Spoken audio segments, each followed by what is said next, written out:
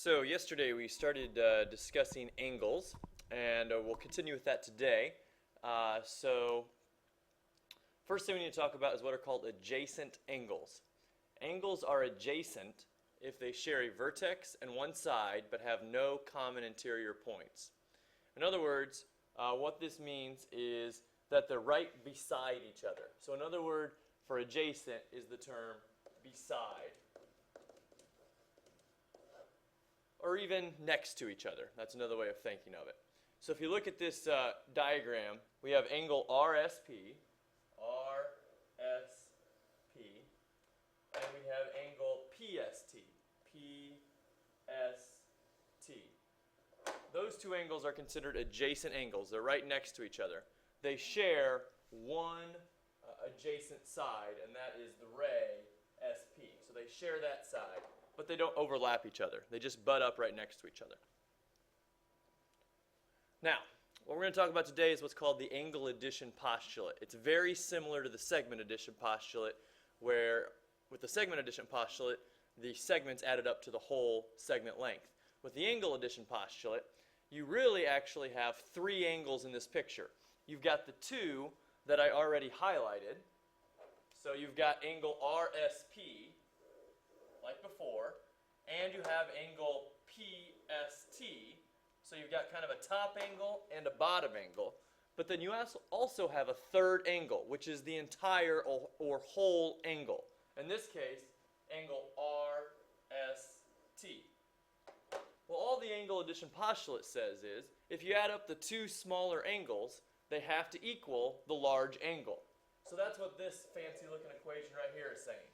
Basically, if I take angle RSP, whatever its measure is, in degrees, and I add it to angle PST, I get the total angle, angle RST.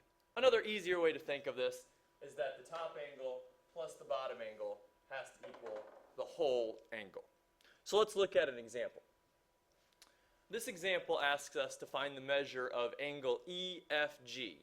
Well, if you highlight it, angle EFG, you'll notice, is the whole entire angle. Well, we have the two parts of it. The top angle, angle EFH, is 48 degrees, and the bottom angle is 23 degrees. So if I want the measure of the whole entire angle, if I want the measure of angle EFG, all I have to do is just add 48 degrees plus 23 degrees, and I will get 71 degrees. So that is the measure of angle EFG. Let's look at another similar example. This one, I've got the picture given to us and some information below it. So we're told that the measure of angle DBC is 75 degrees. So I'm going to label that on my picture. First I got to figure out what DBC is. Well, DBC is kind of this angle on the bottom right. So I'm going to put a 75 degrees label right inside of it. Next, we're told that angle ABC is 120. ABC is the entire big angle. So that's 120.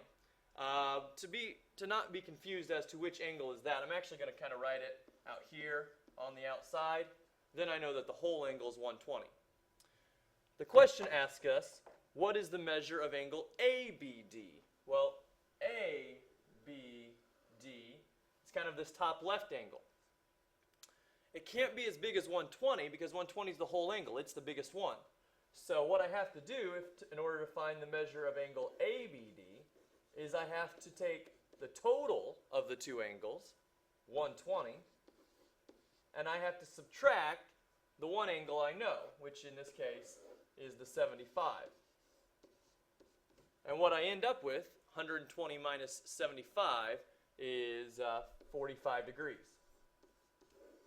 So the measure of angle ABD must be 45 degrees. Once again, the two smaller parts, 45 and 75, have to add up to the total of 120.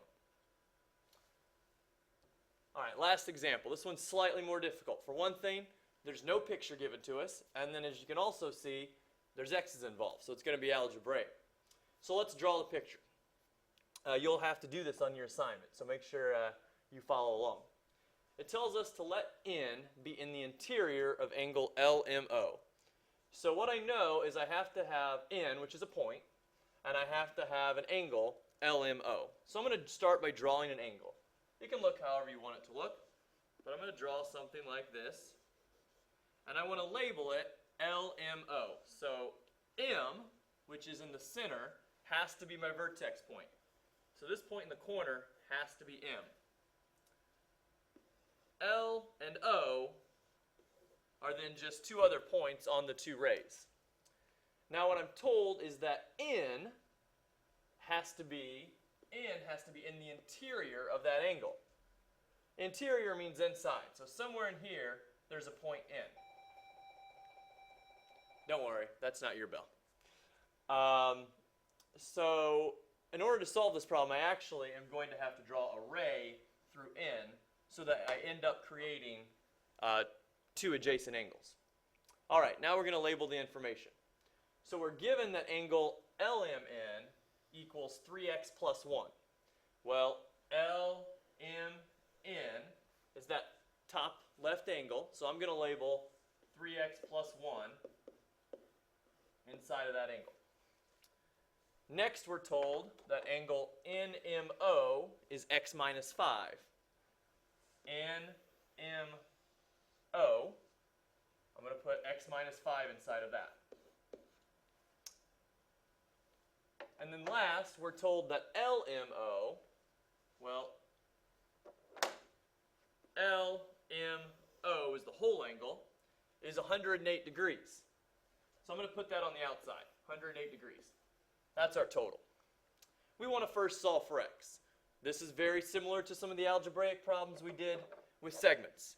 Once again, the two smaller angles have to add up to the larger angle. So I'm going to write 3x plus 1 plus x minus 5 equals the total, in this case 108. And I'm just going to do the math from there. 3x plus x is 4x. Positive 1 minus 5 is negative 4. Bring down my 108. I'm now going to add 4 to both sides. So I get 4x equals 112. And then I'm just going to divide by 4, and I get that x equals 28. Now, just as we've done in the past, we want to plug that back in to find our two angles that we don't know. So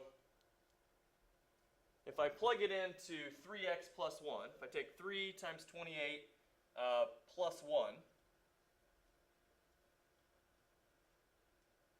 I end up getting 85 degrees. If I plug it into x minus 5, in other words, take 28 minus 5, I'm going to get 23 degrees. So those are the two answers for the two smaller angles. You should double check, add them up. They should add up to 108 degrees, which they do. All right, that's the angle addition postulate. You've got an assignment over this now, so good luck.